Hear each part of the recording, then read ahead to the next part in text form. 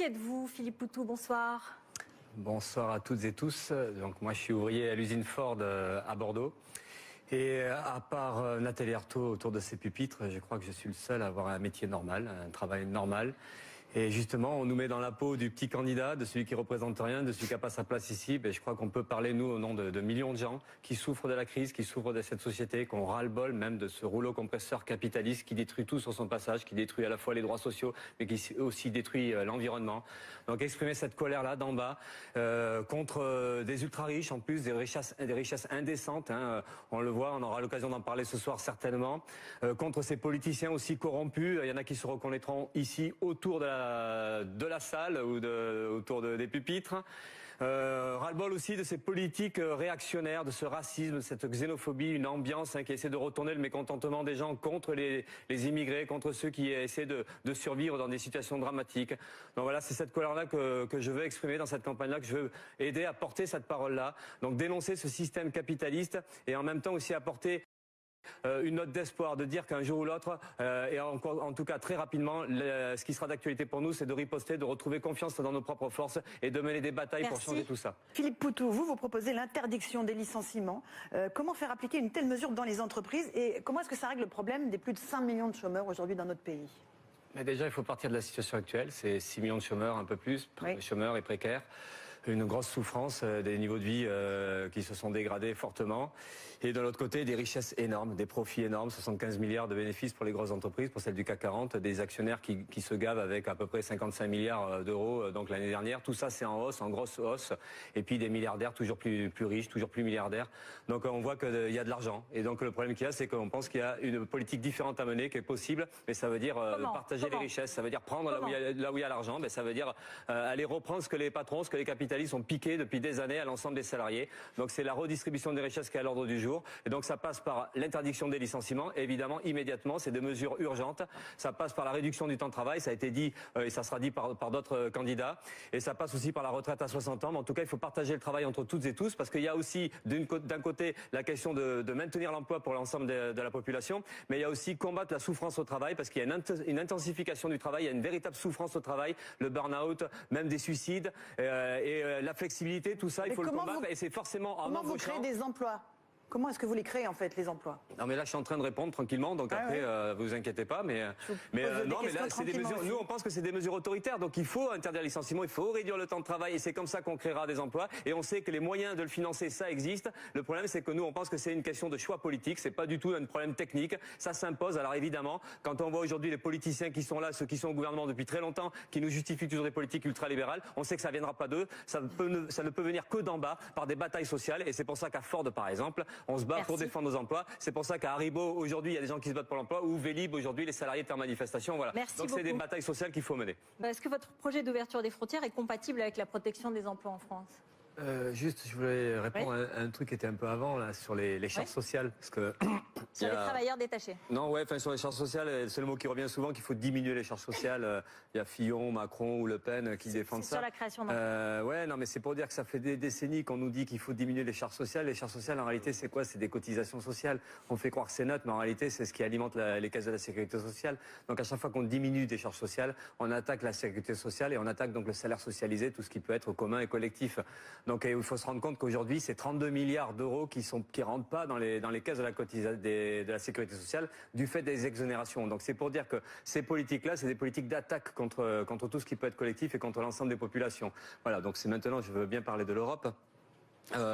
Sur la question de l'Europe, nous on discute qu'aujourd'hui je vais commencer par le protectionnisme. Pour nous, c'est une idée dangereuse, c'est même un piège, c'est de faire croire que finalement les populations elles seraient protégées derrière leurs frontières, qu'elles seraient à l'abri, et que les capitalistes nationaux protégeraient l'ensemble des salariés. C'est un danger parce qu'en fait, ça divise les peuples et ça fragilise. Et en fait, en réalité, on aura toujours de l'austérité et même peut-être encore plus d'austérité. Parce que le problème en réalité, c'est ça, c'est les politiques d'austérité. On veut nous faire croire que l'Union européenne, c'est elle qui imposerait l'austérité aux patrons ou aux États de chacun des pays, ce qui est archi faux. faut, en réalité, l'austérité, tout le monde la veut, sauf qu'elle a été organisée à l'échelle européenne. Et c'est vrai que les traités européens ont permis d'organiser l'austérité à l'échelle du continent. Donc nous, ce qu'on discute, ce qu'on essaie de proposer, c'est à la fois évidemment d'abroger tous les traités européens qui organisent cette austérité-là, mais de répondre sur l'idée qu'il faut une autre Europe, une véritable Europe collective, solidaire, contre les banques, contre les capitalistes. Et ça passera par la lutte des peuples, par la résistance des peuples. On a vu les Grecs qui ont résisté contre l'austérité, les Espagnols un peu partout. Donc c'est cette bataille-là. Donc oui, c'est pour l'ouverture des frontières, c'est pour une Europe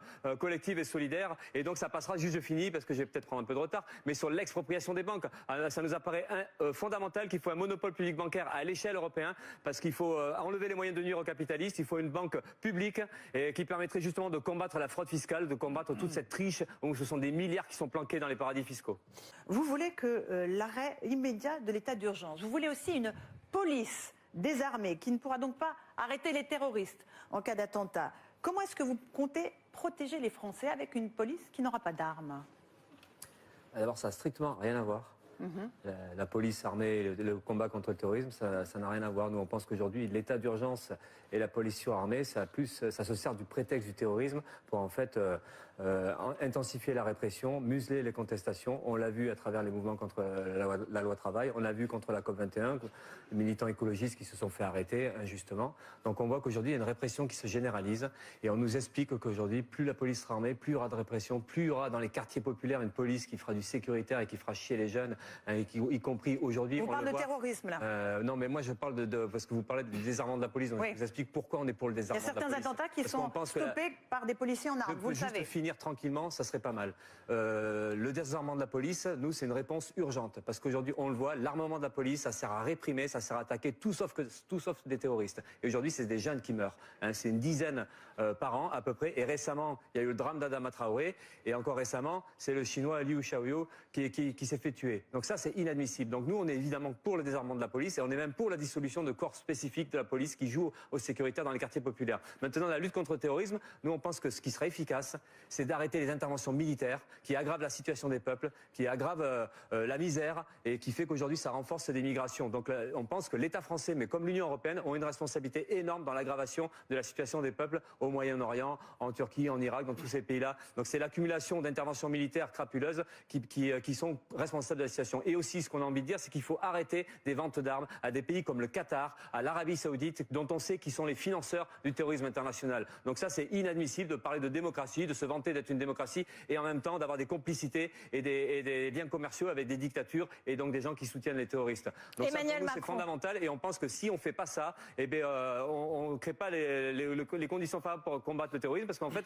cette situation-là, elle crée le terreau favorable au développement du terrorisme. Et juste pour finir, on a vu merci, Philippe Poutou. Ça fait 2 minutes pour une réponse d'1 minute 30. Ok, non, mais pas d'accord. Bon, merci.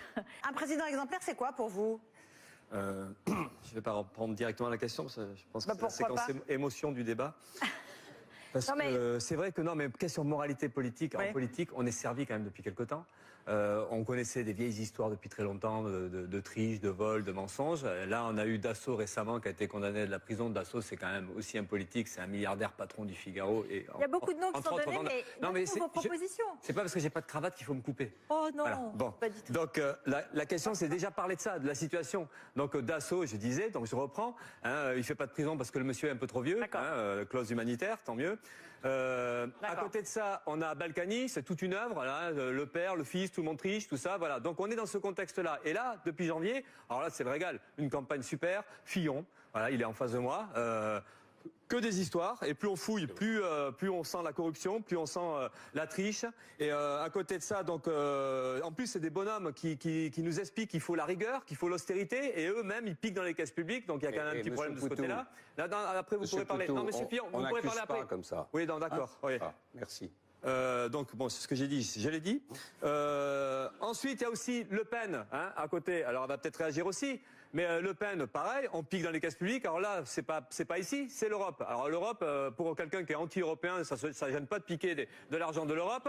Et le pire, c'est qu'en plus, le FN, qui se dit anti-système, ne s'emmerde pas du tout, se protège grâce aux lois du système, grâce à l'immunité parlementaire. Et donc, nous refuse d'aller aux convocations policières, donc peinard. Donc là, tout ça, ça illustre... ce coup-là, vous êtes pour la police. Ça illustre, quand nous, on est convoqués par la police, nous, vous voyez, par exemple, on n'a pas d'immunité ouvrière. Désolé, on y va. Voilà. Voilà. Vous avez une chance. Le système vous protège. Tant mieux pour vous. Mais là, moi, ça permettra de dire que l'antisystème, eh ben, c'est de la foutaise. Maintenant, je vais finir sur la question de ce monde politique. Donc, nous, on pense que le problème des politiciens corrompus, parce que c'est quand même très généralisé, on ne dit pas que tout le monde est comme ça, mais il y a un problème, et ça, c'est la professionnalisation de la politique. Voilà, donc, on a des gens déconnectés de la population, surpayés, 6 000, 7 000, 10 000 euros, députés, sénateurs, ministres, et ça, c'est scandaleux. Je rappelle quand même que le salaire minimum aujourd'hui, c'est 1 100 euros, et qu'il y a plein de gens qui vivent en dessous du seuil de pauvreté, c'est à peu près 9 millions de gens. Donc tout ça, c'est scandaleux, c'est écœurant. D'ailleurs, ce que je dis là, plein de gens m'ont tweeté, m'ont dit des SMS, vas-y, balance ça, il y en a ras-le-bol. Donc c'est ça qu'on a envie de dire. Donc nous, on pense qu'il faut limiter le salaire des politiciens, maximum le salaire moyen d'un salarié. Il faut arrêter le cumul des mandats. Et ça les rendra moins corrompus de baisser leur salaire? Ah ben au moins déjà ils courront moins après le poste, déjà on pense, ça sera moins payé. Et l'autre truc, l'autre truc qui peut être avantageux, c'est qu'ils auront peut-être envie d'augmenter plus facilement le SMIC et les salaires puisqu'ils seront directement concernés. Donc non, s'il vous plaît. On est dans un débat présidentiel, chacun donne son opinion, mais peut-être pas de réaction du public. Vous êtes chacun derrière vos candidats. Un peu de sérénité et de l'écoute pour tout le monde. Merci beaucoup. Marine Le Pen, peut-être. Non, j'ai pas fini. Je finis juste de quelques secondes. Donc, plus de cumul de mandats, plus de carrière politique sur la durée et en même temps. Et puis, qu'est-ce que je voulais dire? On va parler des institutions tout à l'heure, Monsieur Poutou. Vous avez le temps. On va parler des institutions. Ok, bon, ben voilà, j'arrête. Gardez un peu de temps pour tout à l'heure. Marine Le Pen voulait répondre à ce que vient de dire Philippe Poutou.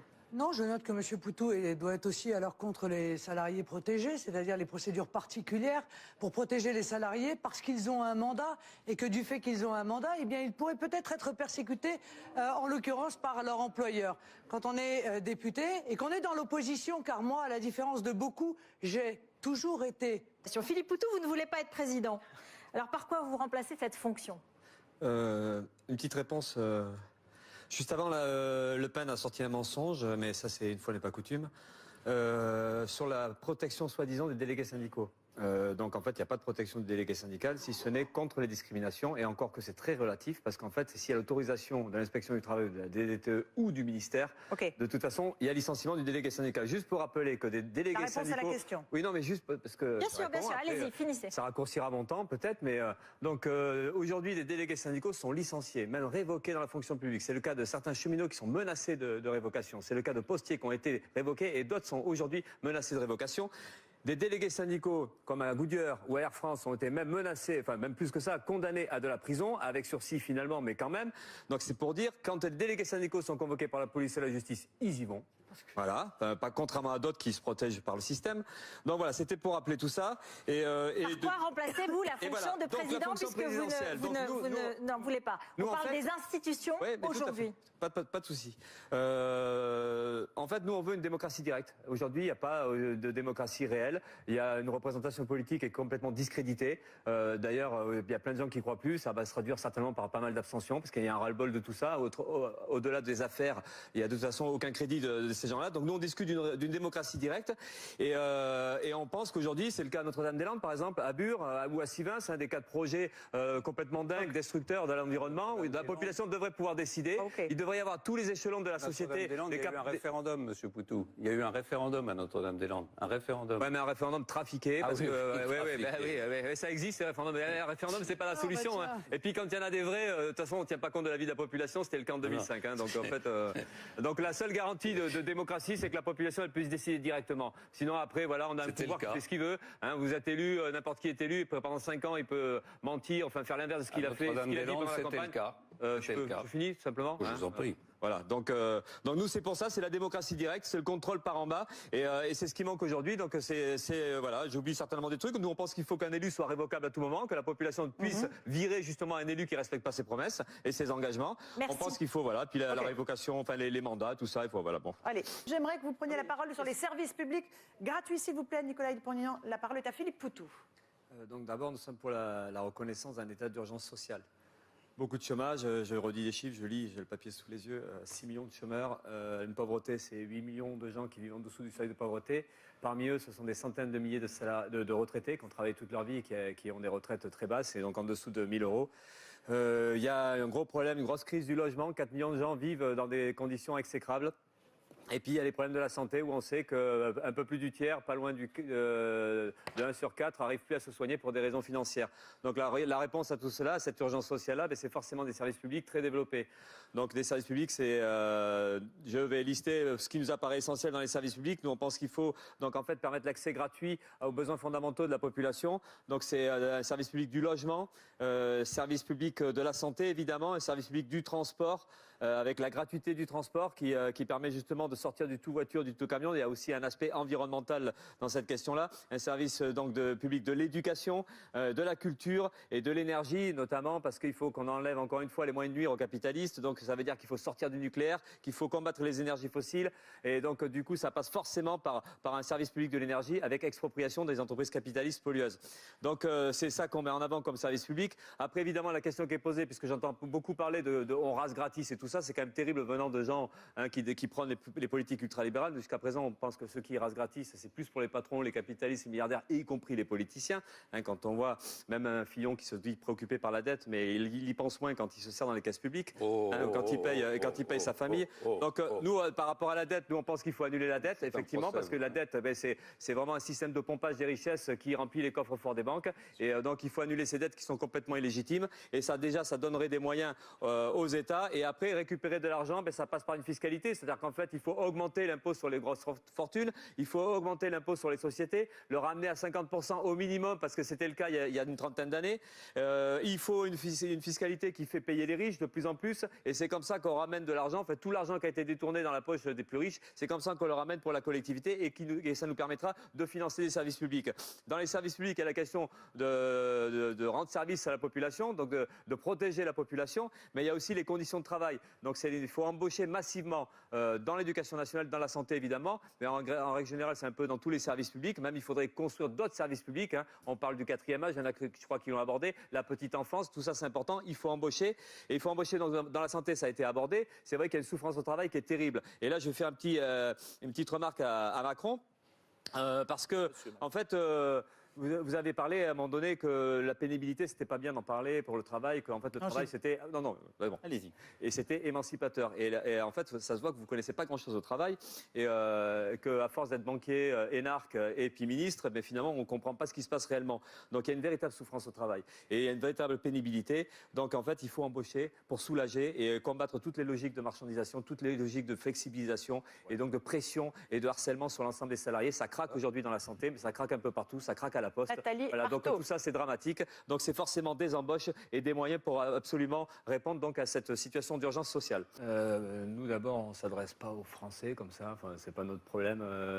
On s'adresse à l'ensemble de la population en fait, parce que dans français ça veut dire quoi? Qu'on compte pas les étrangers, qu'on compte pas les résidents qui viennent d'ailleurs. Donc voilà, nous on s'adresse à l'ensemble de la population et plus particulièrement aux exploités, à ceux qui payent très cher la crise, à ceux qui sont en colère contre ce système-là. Donc c'est tout cela qu'on veut rassembler. Et puis le mot français est d'autant moins juste que justement j'ai envie de parler de la Guyane, de la lutte qu'il peut y avoir en Guyane aujourd'hui, donc contre la pauvreté. Non mais justement, je vais dire 2 mots là-dessus, contre la pauvreté, pour des services publics, pour en fait que la population puisse vivre normalement. Et une lutte aussi contre l'accaparement des richesses, parce que la Guyane c'est un pays riche, les richesses sont accaparées par l'État français, et il se trouve que la Guyane, ce sont les restes de l'empire colonial français. Et nous, on soutient cette lutte sociale, on soutient la couleur de la population guyanaise, mais en même temps, on pose le problème aussi du droit des peuples à l'autodétermination, contre le colonialisme français, contre les restes du colonialisme français. Donc c'est pour ça que là aussi, on aurait des tas de choses à dire sur cette question de nationaliste et chauvine. Et donc justement, l'exemple de la lutte du peuple guyanais ou de la population guyanaise, c'est pour nous un exemple. C'est un exemple qu'on peut résister aux politiques d'austérité, qu'on peut résister à l'exploitation et à l'accaparement des richesses par les capitalistes. Et cette lutte-là, elle montre aussi que donc on peut se faire entendre par la grève générale, par les occupations, par les blocages. Tout ça pour nous c'est important, parce que nous ce qu'on pense c'est que justement ça devrait s'étendre, cette colère-là. Et ce qui nous manque aujourd'hui, c'est la confiance qu'on peut avoir en nous-mêmes, notre camp social. C'est justement se sentir capable de se faire respecter, de de se défendre. Et donc on veut que ce mouvement-là il s'étende. Et on pense qu'ici aussi en France, c'est important, vous levez la main, mais enfin j'ai encore un peu de temps par rapport aux autres. Non, mais c'est important qu'il y ait des mobilisations sociales. Les conclusions sont prévues pour 1 minute. Oui, mais bon, après, comment on fait les différentiels parce que là, il y a un truc il va y avoir un problème. Il y en a qui vont partir avant les autres et nous, on va finir, je sais pas quoi. Il y a un truc qui va se passer là parce qu'il y a un écart quand même.